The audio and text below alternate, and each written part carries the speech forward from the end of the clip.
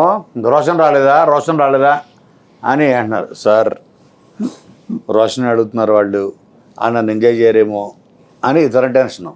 Boys దగ్గరికి వెళ్తేనేమో శ్రీదేవి వీళ్ళు అంతలాగా వెళ్ళిపోయారు వీళ్ళిద్దరు. అదేమా సక్సెస్ సినిమా అన్నది థ్యాంక్స్ టు నాని.